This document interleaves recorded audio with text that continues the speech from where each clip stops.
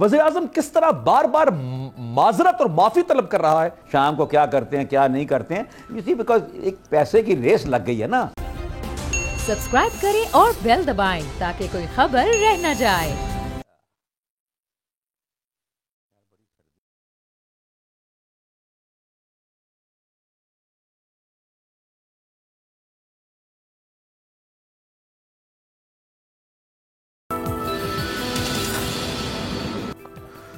अस्सलाम वालेकुम व्यूअर्स, मैं हूं आपके साथ अमीर अब्बास और आप देख रहे हैं तब्दीली।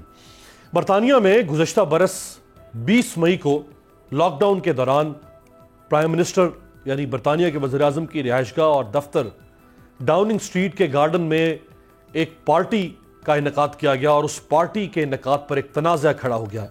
इस तनाज़े के बायस वज़ीर आज़म बोरिस जॉनसन मुश्किल में फंस गए। इस पार्टी में डाउनिंग स्ट्रीट के अमले के 100 से ज्यादा अरकान को बजरिया ईमेल मदऊ किया गया था।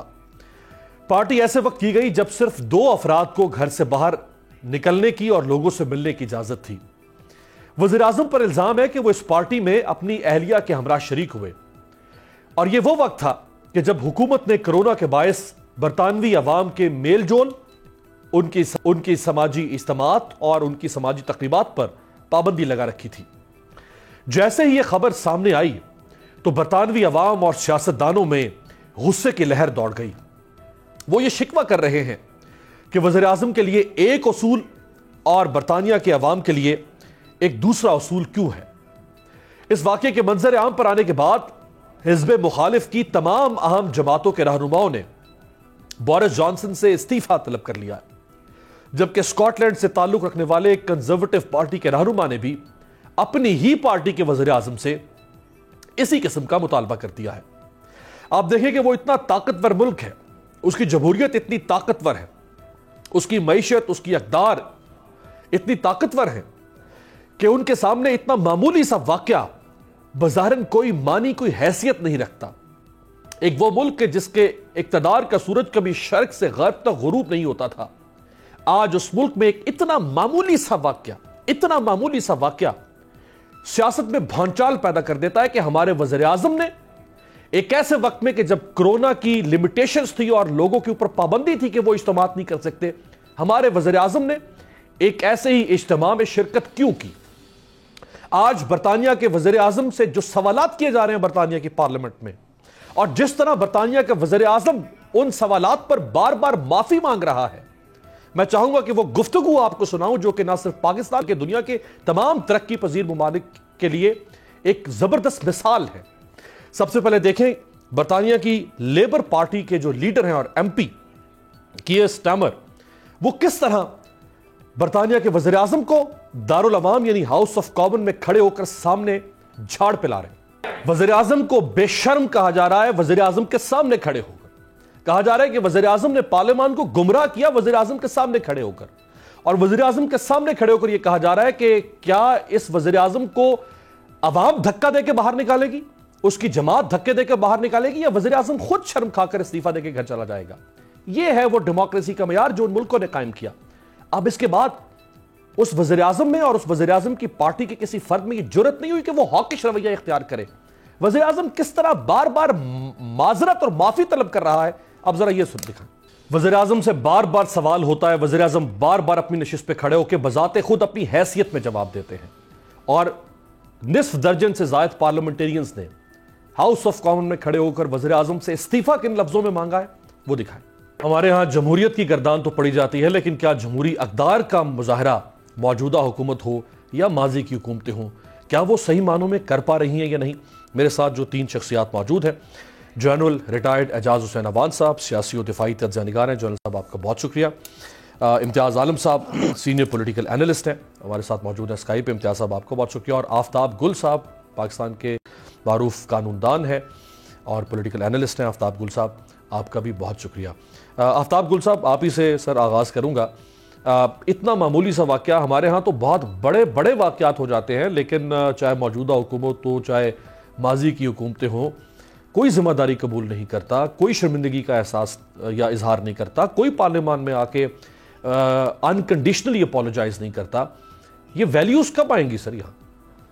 हाँ जी, मेरी मैं एक छोटी सी अर्ज कर दूँ, let me put in a rider. थोड़ा सा आप बताना भूल गए कि सर एंथनी ईडन उस वक्त प्राइम मिनिस्टर थे। उन्होंने इस किस्म का बयान जारी किया था कंजर्वेटिव पार्टी के, उनको इस्तीफ़ा देना पड़ा। और हैरल्ड मैकमिलन जो थे, जो कंजर्वेटिव पार्टी के ही थे, उनको उनकी जगह प्राइम मिनिस्टर बना दिया गया था। ये वहाँ कॉन्सेप्ट है मिनिस्टेरियल रिस्पॉन्सिबिलिटी का। ये हम आपने पीछे यहाँ आपकी मेहरबानी है, आपने याद करा दिया। मैं 1956 में मैं 9-10 साल का था, जो मेरे सामने ये वाक़या हो चुका है। सुएज़ वाला जौन सा सुएज़ कनाल के ऊपर हुआ था, उसने सेल्विन लॉयड उनका उस वक्त फ़ॉरेन थे, वो सेक्रेटरी थे, और उन्होंने कहा मेरी कोई जिम्मेदारी नहीं है, मैं तो उन्होंने कहा मैं बताते हैं तुम्हें। अब बात ये है कि आप उनके जो स्टैंडर्ड्स हैं वो यहाँ करते हैं आके, यहाँ पे हमारे देखे ना लोग हैं, कभी फ़ौजी आ जाता है तो उसकी तारीफ़ें करनी शुरू कर देते हैं, कभी किसी जवाब का आ जाता है तो जो जिसको एक्सेस मिल जाती है। और मैं सबको आपके जो महकमा उसकी भी बात भी उसके भी लोग सारे शामिल हैं, वो फटाफट लाइन लगाते हैं यहाँ कर इस्लामाबाद में कि हमारा कोई सारी सेक्रेटरी के साथ निकला है बात है उससे निकला है। यार कौन सी बातें हैं। एक्चुअली टीवी चैनल ने ये कर दिया ना, आवाज़ आपकी भी वैसे ही आती है और वहाँ के जो लोग हैं उनकी भी वैसे आती हैं। वो सारी बातें हमें भी आ गई हैं। अंग्रेज़ी की किताब हमने कहीं पढ़ ली है, कलेक्टिव रिस्पॉन्सिबिलिटी क्या होती है, क्या खुदा का खौफ करे। वो क्या कहते हैं जी, किथे मेहर अली किथे तेरी सना। तो मेरा मतलब है ठीक है, आपने मेहरबानी की है। बहुत सारे बच्चे जो हैं पाकिस्तान में, एंथनी ईडन और मैकमिलन ने उसको सक्सीड किया। कंजर्वेटिव पार्टी को ही पावर मिली थी। Only sir Anthony Eden after about a week or so resign. This is 1956 Suez का जो क्राइसिस था। लेकिन इससे हमारे साथ कोई कंपैरिजन नहीं होना चाहिए। हम तो देखें जी, बड़े आला यहाँ हमारे जो अखबार बड़े बड़े वाले हैं, वो हमारे पर एक प्राइम मिनिस्टर आता है, वो पहले ज़िया-उल हक से रल जाता है, फिर वो किसी और से रल जाता है, फिर वो सबसे बड़ा वो जमहूरियत का लंबरदार बन जाता है। मुझे किसी से कोई ताल्लुक नाराज़गी नहीं है। कोई अगर ज़िया-उल हक को मिलता है तो ज़रूर 100 दफ़ा मिले और ज़रूर मिलकर और अपना हमें ठोके चंगे अच्छी तरह से। लेकिन वो जो बहुत सारे आपके अखबार नवीस हैं, वो फिर उनकी तारीफ़ें पहले करते रहे। फिर अब जब उन्होंने आकर जो कला गाड़ा ना इस हुकूमत के ख़िलाफ़, ये भी जो इमरान खान साहब हैं, मेरे भाई हैं, मेरे दोस्त हैं, ये भी आपका ख्याल है कि ये फ़ौज की मर्ज़ी के बगैर लगे हुए यहाँ पर, ये आके ये बैठ गए हैं। तो अब लेकिन अब उनके जो दूसरे लोग हैं, जो कि ज़िया-उल हक की पैदावार है, जो उसने बीज लगाया इस मुल्क के अंदर, जिसने बीज लगाया इस कन्वेंशन मुस्लिम लीग का, समझे हैं, जिन्होंने भुट्टो को फांसी लगाई, ये वो लोग हैं जिन्होंने बीज लगाया। पीपल्स पार्टी भी इनके साथ हल गई है। वो जो प्रोग्रेसिव जर्नलिस्ट है उसको रहने दें। वो सोवियत यूनियन की टांग दुम के साथ लगा हुआ था, बस वो ख़त्म हो गई। तो ये भी अपने काम पे निकला है। जो उनका असल काम था वो इन्होंने भी शुरू कर दिया। इनके हिसाब जिस दिन होंगे इनको पता लग जाएगा। तो आप नाराज़ ना करें। देखें, this is how we are, this is how we were made. हम ऐसे ही लोग हैं। आप खाम में वो चूँकि अखबार वगैरह में आ जाता है तो हम लोग शुरू कर देते हैं कि देखें वहाँ पर हमने बहुत की, फिर आपस में म्यूचुअल एडमिरेशन सोसाइटी सी बनाई हुई है। वो जनाब फलाने साहब आ गए, वो मैं क्या की साहब आ गए हैं, करते क्या रहे हैं, इनका किरदार क्या रहा है।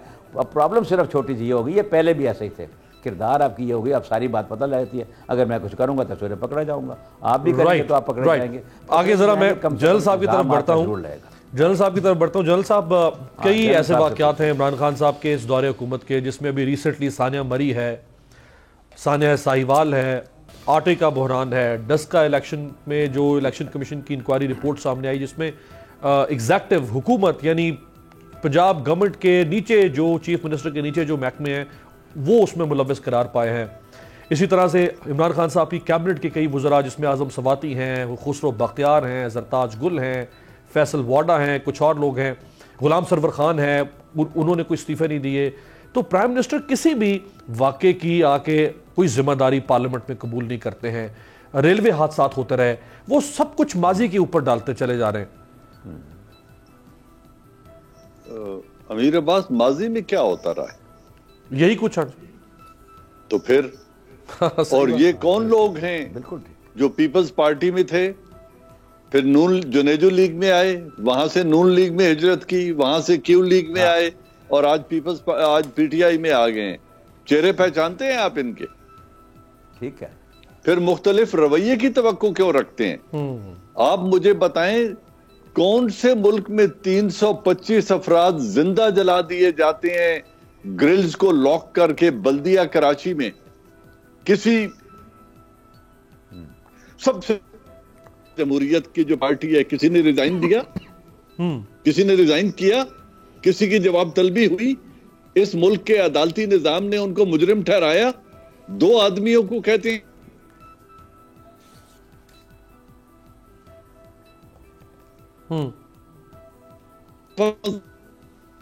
के दौर में 16 लाशें गिरा दी गई और 96 आदमियों को गोली मारी गई, उसने जिम्मेदारी कबूल की है?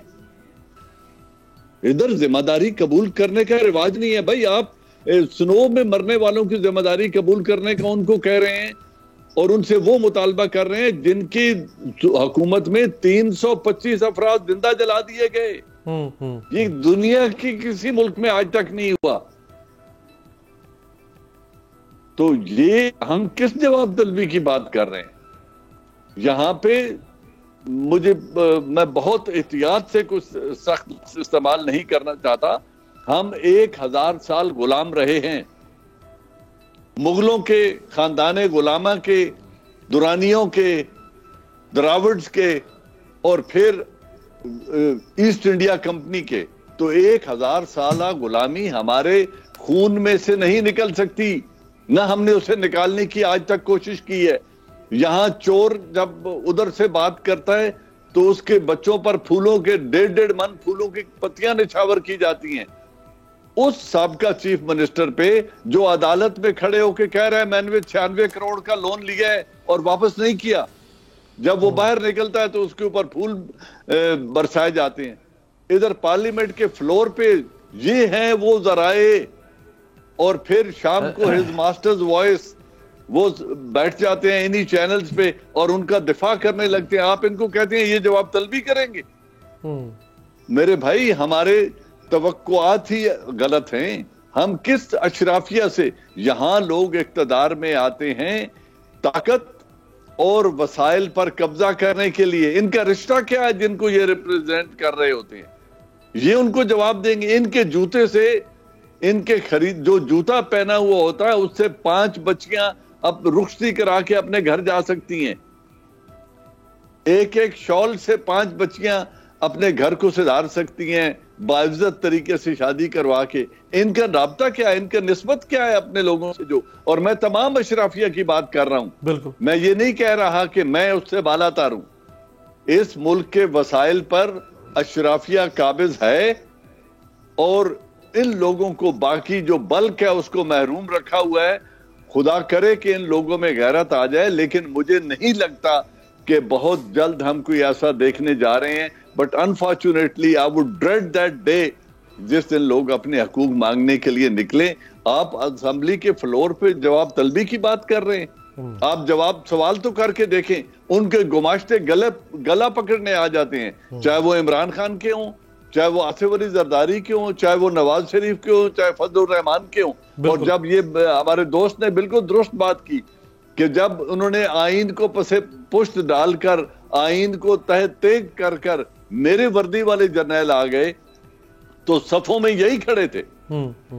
कन्वेंशन लीग में इनके बाप दादा थे, जियाउल हक के दौर में ये खुद थे, मुशर्रफ के दौर में ये और इनके बच्चे थे। और अगर खुदा ना खास्ता, अल्लाह ना करे कि कभी फिर ऐसा हुआ तो इनकी अगली जो नस्ल है वो भी बाजमात खड़ी हुई होगी। हम लोग तकाजा किससे कर रहे हैं कि वो अपने वकार की जवाबदेही करेंगे और हकूक का मुतालबा करेंगे? आप हकूक मांग के तो देखें, ये आपके गले बंद कर देंगे। राइट बजा फरमा रहे हैं आप। मैं चाहूंगा कि इमरान खान साहब ने कौम से एक वादा किया था वज़ीर आज़म बनते ही। वादा क्या था वो बिल्कुल जुड़ा हुआ है इस सिचुएशन से जो उस वक्त बरतानिया के अंदर दरपेश है। और वो वज़ीर आज़म इमरान खान ने हमें दिखाया था कि मैं ऐसा वज़ीर आज़म बनूंगा जिस तरह आज बोरिस जॉनसन जवाब दे रहा है पार्लियामान में खड़े होकर खुद अपनी जाती हैसियत में। क्या कहा था वज़ीर आज़म?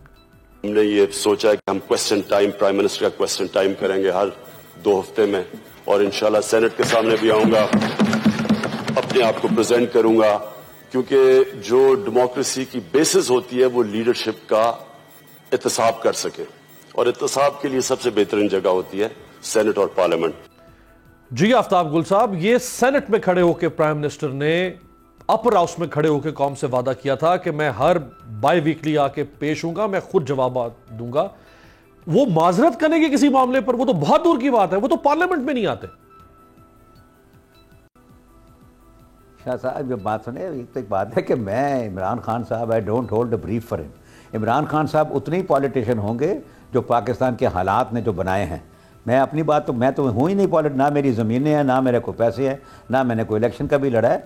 इमरान खान साहब जो उनसे हैं, he belongs to that tribe of politicians जिन्होंने पाकिस्तान पे हुक्मरानी की है। और उनके आसपास आप लोग देखें, देखिए एक प्राइम मिनिस्टर क्या होता है, अच्छा बहुत अच्छा आदमी था, दयानतदार था, क्रिकेटर बहुत आउटस्टैंडिंग एंड अच्छी बातें उनके अंदर बहुत। वो लेकिन आप क्या समझ रहे हैं कि कोई आपने सर्फ के अंदर उनको धो डाला सारों को, ये सारे इसी किस्म के हैं। आप अगले दफ़े एक और हुकूमत ना है, 60% यही लोग वहाँ पे होंगे, इसके ऊपर कोई नहीं बात करे, क्योंकि यहाँ पर जितनी अखबारें शखबारें, ये जो उनसे बड़े बड़े न्यूज़ पेपर्स के हाउसेज हैं, ये सब उनके साथ रले में हैं। शाम को उनसे रोटियां भी खाते हैं, वजीफे भी लेते हैं, और उनके फिर आप उनके देखिए जिस किस्म की वो कवरेज उनको देते हैं। देखें एडिटोरियल कमेंट से अखबार का नहीं पता लगता, देखना है कि आपका ट्रेंड क्या है, अखबार कौन सी खबर दे रहा है, कौन सी नहीं दे रहा। सीधा मर गया तो कोई गल नहीं, यहाँ पे मर गए ना कोई उर्दू बोलने वाले, अंग्रेजी वाले, तो फिर सब ठीक है, जाने दो यार, तुम आप खुद सारी बात समझते हैं।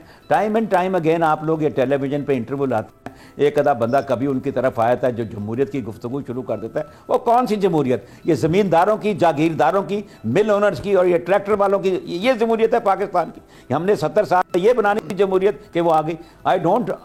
मैं फौज को इसलिए ब्लेम इस वक्त नहीं कर रहा कि सारे इन्होंने, जनरल साहब ने खुद ही जो उन्होंने अपनी एक कन्फेशनल स्टेटमेंट कर दी है, बिल्कुल ठीक है। सबसे ज़्यादा तकलीफ तो मैं मुखालिफ हूँ फौज का, मेरा भाई खुद जनरल था, आज तक मैंने फौज को माफ़ नहीं किया। उन्होंने जुल्फ़िकार अली भुट्टो को फांसी लगाई है। ये जहाँ हमारे लिबरल जॉन से हैं, डॉन में लिख रहे हैं, एडिटोरियल लिख रहे हैं अपना, और यार ये कोई बंदे हैं, क्या हो गया तुमने खाम खाम मुझे बुला लिया, मेरा ब्लड प्रेशर हाई होता है हर वक्त। ये जो लोग हैं, ओ फॉर गॉड सेक यार, ये जीएच को जो पिछला दरवाजा है ना जॉन साहब, वहां बंदा खड़ा करके देखे कौन कौन वहां उनको मिलने जाता है। I am making this statement on oath and with responsibility.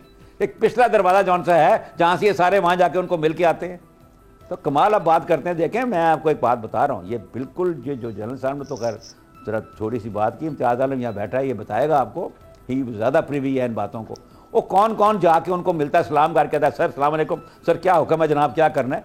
एवं खाम खाम आए कि असेंबली आप लोगों ने बना रखी है जिसके अंदर लोग आते हैं, फिर वो हज़ारों की तादाद में फिर रोटियां बंटी जाती हैं और सारा ये होता है। बड़ा अच्छा काम चल रहा है, लेकिन मैं भी कहता हूँ चलो अच्छा चल रहा है, कोई इंतशार नहीं फैल रहा, कोई सिविल वॉर की सिचुएशन है राइज नहीं हो रही। लेकिन ये एक बात बता दूँ, ये चलना नहीं काम, ये मैं जब कहता हूँ तो लोग कहते हैं यार तो पता 40 साल तो कह रहे हैं। भाई मैं 40 साल तो कह रहा, मैं अगर और भी थोड़े 2-4 साल जिंदा रहा तो मैं कहूँगा ये चलना नहीं, ये चल नहीं सकता, ये जो बात है। और जहाँ बाकी जिन लोगों को आप काबिल तहसीन समझते हैं, हमारे जर्नलिस्ट भी माशाअल्लाह हैं जी, शाम को क्या करते हैं क्या नहीं करते हैं, इसी बिकॉज एक पैसे की रेस लग गई है ना।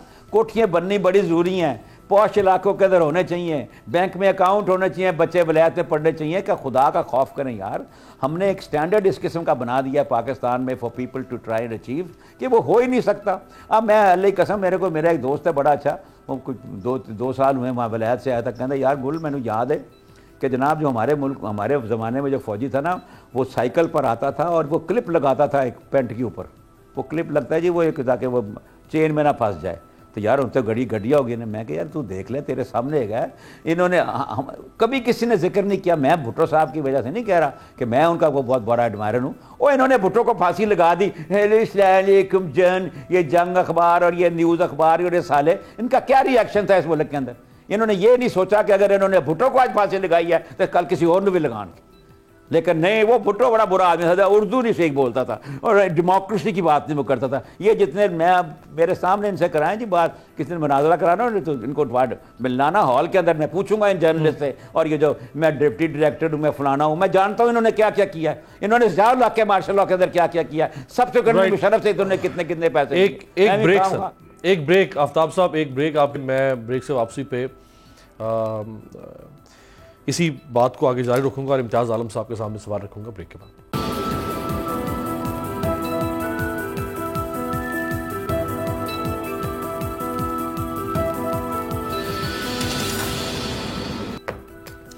ब्रेक के बाद खुश आमदेद। माजी की जो हुकूमतें गुजरी हैं, अगर हम बहुत ज़्यादा माजी बईद की बात न करें, हम अगर नियर पास्ट की बात करें तो पीपल्स पार्टी PMLN और उससे पहले PMLQ इस दिहाई की जो ये 3 हुकूमतें थीं, उनके बारे में भी जो चौथा साल होता था उसमें मायूसी फैलना शुरू हो जाती थी। शिकवे, शिकायतें, महंगाई, गवर्नेंस, ये सारे एतराज़ात उठते थे। और इस हुकूमत के भी चौथे साल शुरू होते ही शिद्दत से ये सारी जो तहफ़्फ़ुज़ात हैं ये उठना शुरू हो गए हैं। शहबाज शरीफ साहब ने क्या फरमाया इस हुकूमत के बारे में, दिखाएं।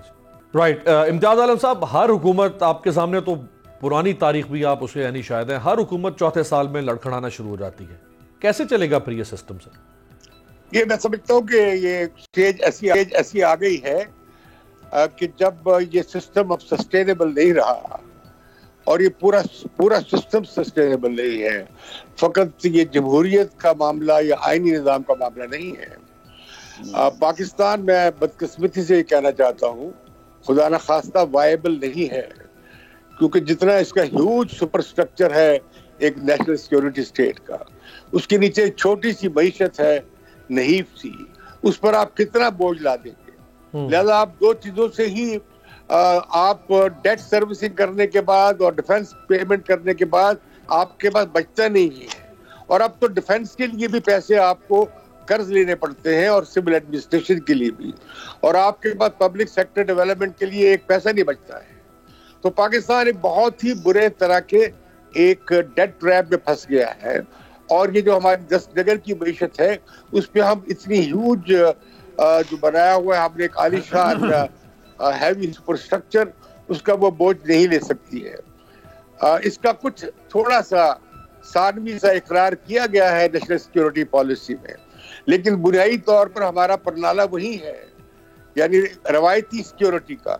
ह्यूमन सिक्योरिटी हमारे एजेंडे पे नहीं है, और माशी सिक्योरिटी का मतलब ये नहीं है कि ह्यूमन सिक्योरिटी लाजमी हो, क्योंकि बहुत जगह इकोनॉमिक सिक्योरिटी है मुल्कों को, लेकिन वहां पे आप देखते हैं कि गरीब का और अमीर का फर्क कितना है, और बहुत जगहों पे तो लोगों को बुनियादी सहूलतें मुयस्सर भी नहीं है। जैसे आपने इस कोविड में देखा है कि बड़ी से बड़ी तरक्की याफ्ता मुल्कों में भी इंतजाम ही नहीं था आवाम की बेसिक हेल्थ का। रही पाकिस्तान की पुरानी सियासी रवायत, वो बड़ी ही बोसीदा है, उसमें हम फख्र नहीं कर सकते, सिवाय इसके कि जो उनके खिलाफ मुज़ाहिमतें हुई हैं। मैं समझता हूँ कि ये वक्त शुरू हुआ तब से गलती हुई जब खुद कायद आज़म गवर्नर जनरल बने। उनका मरना था कि जब गुलाम मोहम्मद आ गए तो उसके बाद चल से चल पाकिस्तान में एक वाइस रीजल निज़ाम वाला, जो जैसे अंग्रेज के ज़माने में था, जिसे डायरकी भी कहते हैं, कि असल इख्तियार गवर्नर जनरल और मलका बरतानिया के हुक्मरानी के पास था, और देसी लोगों को एक निचली सतह पर शराकत दी गई थी। ये सिलसिला फिर अयूब खान ने कंसोलिडेट किया मार्शल की शक्ल में, फिर उन्हें अपनी पसंद की कोऑप्ट करके, जैसे अंग्रेज करते थे, एक कन्वेंशन लीग बना ली। फिर याहिया खान आए, मुल्क तोड़ दिया, पब्लिक पॉपुलर मैंडेट को ना माना गया। आपने देखा कि लाखों लोग कुर्बान हुए इसमें, और पाकिस्तान को डिफीट हुई अनफॉर्चुनेटली उस सारी एपिसोड पे। उसके बाद आप देखते हैं भुट्टो साहब को फांसी लग गई, और भुट्टो साहब पे करप्शन का इल्जाम नहीं था। और मैं तो हैरान हूँ कि जो पाकिस्तान का कौमी सलामती का जो पैराडाइम था वो भुट्टो ही ने दिया था बुनियादी तौर पे, और उसी को और वो बुनियादी तौर पे पंजाब की जोर पे हुकूमत में आए थे। वो फांसी लग गए। उसके बाद ज़िया-उल-हक ने आपने देखा क्या किया, पूरे मुल्क को मिलिटराइज कर दिया, पूरे मुल्क में जिहादी कल्चर, क्लाशनिकोव कल्चर फैला दिया। राइट। और फिर उन्होंने भी एक पार्टी बनाई जे लीग के नाम से जो मशहूर हुई। फिर जे लीग के खिलाफ भी कू हुआ, और मियां नवाज शरीफ उसके प्रेसिडेंट बन गए। फिर उन्हें लाया गया। उसके बाद हम देखते हैं कि फिर जनरल मुशर्रफ का कू हुआ। तो यहाँ पे जमहूरी रवायात को और जमहूरी रवायत को मजबूत नहीं होने दिया। आपने बड़ा कॉम्प्रिहेंसिवली और ब्रीफली पूरी 70 साल की हिस्ट्री संबोधी है चंद मिनटों में। तो जनरल साहब, ये जो तारीखी फैक्ट्स हैं ये डिनाई हम इनसे नहीं कर सकते हैं, लेकिन ये जाहिर कर रहे हैं कि जो कुछ आज हो रहा है ये सब कुछ पहले होता चला आया था, या जो पहले हो रहा था वो आज भी हो रहा है। तो फिर हम तो उल्टे कदम पीछे को चल रहे हैं। जमहूरियत के अलम बरदारों ने कब जूतों में दाल खाने से इनकार किया? जमहूरियत के अलम बरदार अगर अयूब खान के साथ न बैठते और कह देते कि keep your martial law with you, हम आपके तहत शिरकत इक्तदार के लिए तैयार नहीं हैं, जिनमें जुल्फकार अली भुट्टो भी शामिल है, तो अयूब खान के बाद मार्शल लॉ के दरवाजे बंद हो गए होते। फिर जब जियाउल हक ने टेक ओवर किया तो फिर सुप्रीम जुडिशल जो हमारा सिस्टम है, उन्होंने कहा बिल्कुल नजरिया है, जरूरत है, वक्त की जरूरत है। जब बादशाह सलामत आपने बहुत अच्छा किया है, फिर उनके जूतों में खाने वाले भी आके उनकी सफों में खड़े हो गए। यही जो आज जमहूरियत के अलमबरदार बने हुए। फिर जब मुशर्रफ ने टेक ओवर किया, यही जमहूरियत के अलमबरदार फिर सब जी हुजूर करके फर्शी सलाम करके इक्तदार में शिरकत के लिए तैयार हो गए। और अदलिया ने फिर मुशर्रफ साहब को कह दिया कि आप आइन अमेंड कर सकते हैं। उन्होंने न सिर्फ ये कहा कि ये वक्त की जरूरत है, उन्होंने कहा आइन बदल डालो, इसको जैसा लिखना है लिख लो। ये तो उस शख्स में जरूरत नहीं थी कि वो लिखता, वरना वो कोई भी लिख के चला गया होता, वो सदारती निजाम ही लिख के चला जाता तो आज के सब गोल हो चुका होता। तो मैं ये कह रहा हूं कि इसमें जमहूरियत के रवैये कब थे? कौन था जमहूरियत का अलमबरदार? सबके सब ने फर्शी सलाम किए और शिरकत इक्तदार में आके शराकत इक्तदार की, क्योंकि ताकत चाहिए, वसाइल पर कब्जा चाहिए। अवाम का रिप्रेजेंटेटिव कौन है यहाँ पर? किसने अवाम को रिप्रेजेंट? आपने बड़ी बोरिस जॉनसन की एक पूरा कसट चला दी, पूरा एक उनके असेंबली का जो है लेजिस्लेटिव असेंबली का आपने एक सिस्टम सामने रख दिया। लोग इसलिए पूछ रहे हैं कि वहां हर शख्स टैक्स देता है, वो भीख पे जिंदा रहने वाले नहीं है, वो टैक्स गुजार हैं और कहते हैं हम वोट दें ना दें, जवाब तलबी करेंगे। वहां वोटर टर्नआउट 32 से 33% होता है, लेकिन जवाब तलबी करते हैं पूरी की पूरी। सही बात। वहां वो कह सकते हैं कि shame on you prime minister, इधर हम कहते हैं जनाब जिले सुबहानी, ये 1.5 मन फूल हैं, ये आपके कदमों में निशावर हैं। आप लूट कर बाहर महल बना लें, आप सर्रे पैलेस ले लें, आप रॉकवुड पैलेस ले लें, आप वहां पे एवन फील्ड में रहें, आप फिर भी हमारे लिए जो है काबिल सताइश लीडर्स हैं। आप यहाँ लीडर है कौन? यहाँ रहजन है, रहनुमा कोई भी नहीं है। राइट। आफ्ताब गुल साहब, जनरल साहब की और इम्तियाज आलम साहब की आपने गुफ्तगू सुन ली है, तो अब सोल्यूशन फिर क्या है? यानी इमरान खान साहब को इसलिए लोगों ने परसीव किया या कंसीव किया कि पिछले जितने गुजरे हैं उनके पास कोई हल नहीं है, लिहाजा ये एक ऐसी शख्सियत है कि जिसके पास अब इस मुल्क का हल है। उनकी हालात भी आपके सामने है 3.25 साल में, तो व्हाट नेक्स्ट सर? कंपोजिशन उनकी पार्टी की देख लेना। इमरान खान की बात कर रहे नहीं, इमरान खान की बात मैं पहले आपको अपना पॉइंट ऑफ व्यू दे दूं। देखें, वो आज साथी तौर पे रास्ते में खड़े थे कहीं पे, तो वो सारा सिलसिला हो चुका है। जो जनरल साहब ने बातें की, मैं बड़ा हैरान हुआ हूँ कि ये वो हैं फ़ौज, ये फ़ौज के हैं जिन्होंने हमको ठोका हुआ है, मुझे सजाएँ दी हैं इन लोगों ने, और मतलब ये बड़े अच्छे लोग हैं। जब वक्त था तो उन्होंने मार मार के हमको हलाल कर दिया। भुट्टो को उन्होंने फांसी लगाई। देखें, आप कभी कोई प्रोग्राम नहीं करते कि भुट्टो साहब की फांसी का करें ना, ज़रा पता लग जाएगा कि इस मुल्क में क्या हुआ है। ये जो सी हमारे तकीरें करते हैं वहाँ से खड़े होकर, वो जो दिन आता है, कभी ईद का आता है, कभी कोई इंडिपेंडेंस डे आता है, उस दिन मैं फिर पूछना चाहूँगा, I would like to inquire from the people who you know even if disguisedly support the army's role in Pakistan history. और आपने भुट्टो को फांसी लगा दी, और इलेक्ट होके आया, मारो इसको। और वह आफरीन है मेरी कौम के ऊपर भी कि हलाल को नहीं, ये जो लिबरल शिबरल बैठे हैं ना इधर, आपके पास सारे आते होंगे टीवी वगैरह के ऊपर, कोई बात नहीं, ऐसा होता रहता है, वो अगला बंदा आ जाएगा, ठीक हो जाएगा। देखिए, हमने भी तो कोई अच्छा काम नहीं किया, हमने भी रिजिस्ट नहीं किया। आप मुझे बताइए कि भुट्टो साहब की फांसी जौन सी, आई विल अगेन से कि वो एक ऐसा वक्त था कि ये सारे जमहूरियत पसंद करते हुए थे, और खुदाई कसम ये उसके ज़ियाउल हक के घर जा जाके उसे कहते रहे हैं कि इसको फांसी लगाई जाए। आपने आज खोल दिया पेंडोरास बॉक्स। इन कोई कॉन्ट्रडिक्ट करना चाहेगा तो I am quite prepared to sit there and you know. कहने वालों ने ये भी कहा था कि फांसी पहले लगाएं, मुकदमा बाद में चलाएं। बिल्कुल ठीक कहते हैं, बिल्कुल ये सही कह रहे हैं। जनरल साहब आप मेरे साथ रल गए हैं, अच्छा चलो कोई बात नहीं, थैंक यू सो मच। तो बिल्कुल उन्होंने ठीक कहा कि उन्होंने कहा मारे इसको, उन्होंने कहा इसको मारे, मारते क्यों नहीं है आप इसको? आप ये अलमबरदार उनकी और ये जो से मेरी बात सुने, और ये जो लिबरल बैठे ना, लिबरल, और सुने ये लिबरल बैठे हैं ना, आके को देखिए। एक कमेंट सर, आपके विजडम के तहत मुझे ब्रेक पे जा रहा है। देखिए गुल साहब, वो भुट्टो साहब वाला तो एक हिस्ट्री है और उसको कोई भी दिल से एक्सेप्ट नहीं करता। आज की हुकूमत को तो पूरी तरह से सपोर्ट हासिल है ना कि आप जो करना चाहते हैं, याद रखना कोई भी नहीं कर रहा। वो इपिकल मोमेंट है हमारी हिस्ट्री के अंदर। मैं उनका बेनिफिशियरी नहीं हूं, मैंने कोई लाइसेंस नहीं लिए वो यहाँ जो फिरते हैं सारे मिलों वाले, मैं नहीं उनमें से। लेकिन मैं आपको बात बता रहा हूं, वो एक पिवटल मोमेंट है पाकिस्तान की तारीख के अंदर। Everything will go back to that incident कि 4 अप्रैल को ये फौजी ने वो दाढ़ी मूछा लगा के आ गया। अच्छा, अभी हाल तो कोई नहीं, गुल साहब आपने भी बताया जमहूरियत आ रही है। मेरे पास कोई हल नहीं। मैं कौन हूँ जो हल लगाने वाले? आपने और बुलाए, वो बताएंगे आपको हल, जो आगे हल दे रहे हैं। मैं तो रोने वाला हूँ जी। कोई चीज कुछ तो दसो ना गुल साहब, देखे ना हो, मैं पीटने वाला हूं, मैं रोने वाला हूं ना। मेरे पास कोई हल नहीं है पाकिस्तान का, मेरे पास कोई हल नहीं है सिवाय ये है कि इसका साइज इतना बड़ा है और ये इतना स्प्रॉलिंग मुल्क है कि कोई दुनिया की ताकत चाहती नहीं है कि ये टूट पटार होवे। पाकिस्तान अगर आज इकट्ठा है तो वो और लोगों की वजह से है, और हमने कोई कसर नहीं छोड़ के रखी इसकी। आप चाय वाय पी लें फिर। राइट, बहुत बहुत शुक्रिया। हाल इसका बहुत शुक्रिया जनरल एजाज अवान साहब, इम्तियाज आलम साहब और आफ्ताब गुल साहब। हल है या नहीं, लेकिन तीनों की नज़र में एक बात तो मुत्तफिक है कि मसाइल बहुत गंभीर हैं और कुछ सुलझाई होता हुआ नज़र नहीं आ रहा है। एक ब्रेक के बाद वापस आएंगे तो सिंध के अंदर इस वक्त जो एहतजाज अपोजिशन का चल रहा है, सैयद नवीद कमर हमारे साथ होंगे।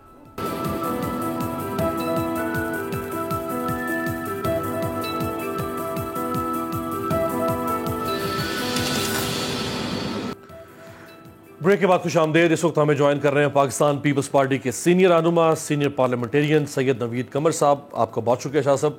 नवीद कमर साहब, 27 फरवरी को आप शुरू कर रहे हैं लॉन्ग मार्च इमरान खान साहब के खिलाफ। उनकी पार्टी और बाकी अपोजिशन जमातें घोटकी से शायद आपके खिलाफ मार्च शुरू कर रही हैं इसी फरवरी के महीने में। फिर मार्च के महीने में एक और मार्च PDM का मार्च है। तो अब ये जो अगले 2.25 साल हैं, लग तो ये रहा है कि बस अब वो सड़कों पर ही गुजरेंगे आप सबके। जाहिर है कि जैसे टर्म ख़त्म होता है तो पॉलिटिकल एक्टिविटी वैसे भी बढ़ जाती है, लेकिन ऑपोजिशन का तो मार्चेस हमेशा देखे हैं हमने तारीख में। गवर्नमेंट के मार्चेस जो हैं वो तो अब ये एक यूनिक चीज़ है जो तो पॉलिटिकल एक्टिविटी होगी, देखेंगे किस तरफ जाता है बात। अच्छा, लेकिन देखें ना, वो जो गवर्नमेंट मार्च कर रही है वो वहां तो गवर्नमेंट में नहीं है ना, वो वहां तो आपकी ऑपोजिशन है और वहां आप गवर्नमेंट में है। तो एक गवर्नमेंट वहां से मार्च इधर शुरू कर रही है, एक गवर्नमेंट यहां से मार्च उधर शुरू कर रही है। देखिए, इसमें तो कोई एतराज की बात नहीं हो सकती कि जो पॉलिटिकल पार्टी या पार्टीज एहतजाज करें या जो भी है, ये वाली जो पर्टिकुलर मार्च है काफी डेलस उस हिसाब से है कि अगर वो आप एग्जैक्टली उसी दिन पे और ऑपोजिट डायरेक्शन में आप आते हैं तो आप चाह रहे हैं कि कन्फ्रंटेशन का माहौल हो। उससे किसको फायदा देना चाहते हैं ये तो मैं नहीं कह सकता, लेकिन डेफिनेटली पाकिस्तान को फायदा तो उससे नहीं होगा, ना ही इश्यूज हाईलाइट होंगे। आप ये चाह रहे हैं कि मारदार हो, लोग जो हैं कुछ इसमें नुकसान हो लोगों का, तो एक अलग बात है, लेकिन उनको ये नहीं करना चाहिए। बहुत हाईली रिस्पॉन्सिबल काम है। हुकूमत के वजीर, फेडरल गवर्नमेंट के वजीर जो हैं वो आके किस्म की बात करते हैं, तो अब डेस्परेशन का माहौल मुझे लगता है उधर। अच्छा, लेकिन शाह साहब उसमें देखिए आपके पास जो मार्च की लॉजिक है वो भी डेमोक्रेटिकली बड़ी लॉजिकल है कि हुकूमती गवर्नेंस ठीक नहीं है, महंगाई है, फलां, लिहाजा हम आवाम की नुमाइंदगी करने के लिए बाहर निकल रहे हैं। उनके पास भी ये लॉजिक ये है कि चूंकि लोकल गवर्नमेंट एक कॉन्स्टिट्यूशनल ऑब्लिगेशन है और आप उसको बुलडोज कर रहे हैं, आप अभी तक इलेक्शन नहीं करवा सके, अगर आप करवाने जा रहे हैं तो आप जो कानून लेकर आए हैं वो कानून इनको इम्पोर्टेंट कर देगा लोकल गवर्नमेंट्स को, लिहाजा हमें एहतजाज करना चाहिए। नहीं, मुझे ये नहीं समझ में आई बात। मैं बड़े दिनों से मैं ढूंढ रहा हूँ कि आखिर इनके इतने एतराज़ात क्या हैं। फर्स्ट ऑफ ऑल तो गवर्नमेंट ने कहा है कि आओ बैठो, देखते हैं कि इसको हम किस तरह से इम्प्रूव कर सकते हैं, लेकिन सिंपली कहना कि हम एहतजाज कर रहे हैं, वो ऑब्जेक्टिव क्या है। लेकिन लोकल गवर्नमेंट के पास जितने करंटली पावर्स हैं नए बिल में उससे ज़्यादा आ रहे हैं, लेकिन वो वाला जो सिस्टम था जो जनरल मुशर्रफ के टाइम पे था वो नहीं हो सकता। वो इसलिए नहीं हो सकता कि वो सूबाई लेवल पे या प्रोविंशियल ऑटोनॉमी को ख़त्म करके वो सारा पावर जो था वो लोकल गवर्नमेंट को देना चाह रहे थे। वो माशाल्लाह गवर्नमेंट्स ऐसे ही करती हैं, क्योंकि वो नेशनल असेंबली या प्रोविंशियल असेंबली या गवर्नमेंट्स जो हैं वो जाहिर है कि उस तरीके से वो नहीं चाहते कि चलें, और आमिरियत से तो डायरेक्टली फिर वो चाहते हैं कि लोकल गवर्नमेंट हो और बीच में कुछ ना हो, तो वो नहीं हो सकता। लेकिन उसके अलावा जितने भी पावर्स हैं या होने चाहिए वो जरूर मिलेंगे। वाटर बोर्ड जो है कराची में वो इन हाथ में आ जाएगा, जो करंटली या इवन पिछले उसमें नहीं था, जो अभी खत्म। लोकल बॉडीज उसी तरह से ये सॉलिड वेस्ट मैनेजमेंट है, उसी तरह से और चीजें हैं। तो रिस्पॉन्सिबिलिटी तो लेनी चाहिए ना, जो भी लोकल गवर्नमेंट में जीत के उसमें आता है। और इसमें तो कोई वो शक नहीं, इलेक्शन कमीशन ने कराना है, जो भी जीतेगा वो उसको ये पावर्स मिलेंगे। तो ये एप्रीहेंशन किस चीज की है मेरी समझ में नहीं है। राइट। अच्छा, चूंकि पीपल्स पार्टी के वो चंद लोग जो मैशत को बहुत अच्छी तरह समझते हैं, आप उनमें शामिल हैं, तो ये फरमाइएगा कि ये जो अभी मिनी बजट आया है इसके डिफेंस में, यानी इसके दिफा में हुकूमत ये कह रही है कि जो बहुत ज़्यादा प्रोपेगेंडा किया जा रहा है कि इतने टैक्स लगा दिए गए, उनमें से टैक्सेस की एक बहुत बड़ी शरह ऐसी है जो वापस हो जाएगी, जो आवाम को नहीं, यानी वो टैक्स आवाम पर नहीं लगेगा। ये लॉजिक समझ में आती है? जब आप टैक्स लगा रहे हैं आवाम पर, तो वो वापस कैसे फिर होगा? वो पहली चीज तो ये कि मुझे हैरत है कि अब उनका डिफेंस यही आके रह गया है। देखिए, जो भी जितने भी टैक्स ज्यादातर लग रहे हैं, इनडायरेक्ट टैक्सेस हैं, वो सारे सेल्स टैक्स की मद में। वो कह रहे हैं एडजस्टेबल हैं ये सारे। मैं समझा रहा हूँ ना एडजस्टेबल क्या होता है। देखिए, सेल्स टैक्स जो है वो उसका जो कंसेप्ट है वो ये है कि अल्टीमेटली जो कंज्यूमर है उसने ये टैक्स देना है। इंटरमीडिएट स्टेज पे वो टैक्स नहीं लगना चाहिए, क्योंकि वो वैल्यू एडेड टैक्स होता है वो आखिर। तो जो लास्ट कंज्यूमर है, चाहे वो कपड़ा खरीद रहा हो, चाहे वो खाद खरीद रहा हो, चाहे वो कोई और चीज खरीद रहा हो, अब तो खैर इतनी चीजों पे लग गया, तो बीच वाले के लिए तो एडजस्टेबल है, लेकिन आखिरी कंज्यूमर जो है, जो आवाम है, उसके लिए तो एडजस्टेबल नहीं है। तो ये क्या बात हुई कि आप 3.5 अरब के टैक्सेस लगा रहे हैं और कह रहे हैं कि 350 शाह साहब आप रैद कर रहे हैं 350 अरब 350 अरब आई एम सॉरी, काश 3.5 अरब होते। वैसे 350 अरब के जो नए टैक्सेस लग रहे हैं वो अल्टीमेटली आवाम के ऊपर ने। सेकेंडली आप ये देखें, अब कोई ये बातें उनको बताए ना जो कि जिनका कोई पाकिस्तान में जो ना रहते हूँ, जो डेली बेसिस पे इनके जो बोझ पड़ रहा है, चाहे वो आज पेट्रोल की कीमत बढ़ गई, 2 दिन पहले बिजली की बढ़ी थी, फिर पेट्रोल जो है 150 से डेफिनेटली क्रॉस कर जाएगा 31 तारीख को। तो ये तो एक कांस्टेंट जो बोझ है वो लोगों के ऊपर डाल रहे हैं, सिर्फ टैक्सेस के हवाले से नहीं, और वो जो इसमें आते हैं, क्योंकि पेट्रोलियम लाइब्रेरी जो उन्होंने 4 रुपए पर मंथ ऐड करना है जो एग्जिस्टिंग प्राइस के ऊपर, तो वो 30 रुपए जो है अल्टीमेटली जब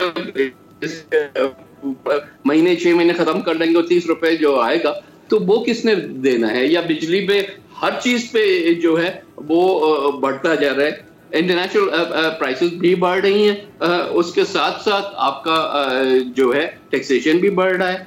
तो लोग कहाँ जाएं आकर? लोग एहतियात ना करें तो क्या करें? ये सिर्फ कहानियां जो है ना सुना के अभी तक लोगों को ये समझते हैं कि हम राजी कर लेंगे, अब वो कहानियों का वक्त इनफ इज इनफ।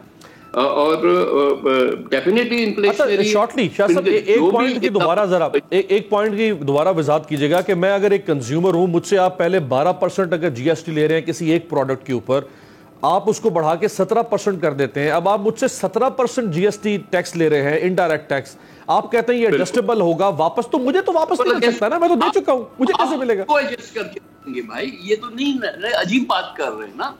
अगर आप बाजार में जा रहे हैं और आपको जो भी 100 रुपए की चीज है वो 117 में अब मिलेगी, तो 117 रुपए आप क्या अपने घर में घर वालों के साथ एडजस्ट करेंगे? किसके साथ एडजस्ट करेंगे? ये अजीब बनतक इनकी है। देखें, एडजस्टेबल वो होता है, जैसे विथहोल्डिंग टैक्स है, हाँ, अगर एडवांस इनकम टैक्स है फॉर एग्जांपल, हाँ। तो एडवांस इनकम टैक्स तो चलो आप कहेंगे कि जब आप फाइल करोगे अपना टैक्स तो उसमें आपको एडजस्ट हो जाएगा। सेल्स टैक्स तो नहीं होता ना, ये तो सारे का सारा आप पूरा देखें तो उन्होंने सेल्स टैक्स की मद में ही बढ़ाई ना चीजें। राइट, बहुत बहुत शुक्रिया। पाकिस्तान पीपल्स पार्टी के सीनियर रहनुमा साबिक वफाकी वजीर सैयद नवीद कमर साहब राय का इज़हार कर रहे थे। इस हुकूमत की हर मौजू के हवाले से एक अपनी ही मंतिक है और वो ये मानने को तैयार नहीं है कि उनकी मंतिक के अंदर बहुत सारे फ्लॉज हैं। आपसे मुलाकात होगी अगले हफ्ते, देखते रहिएगा तब्दीली।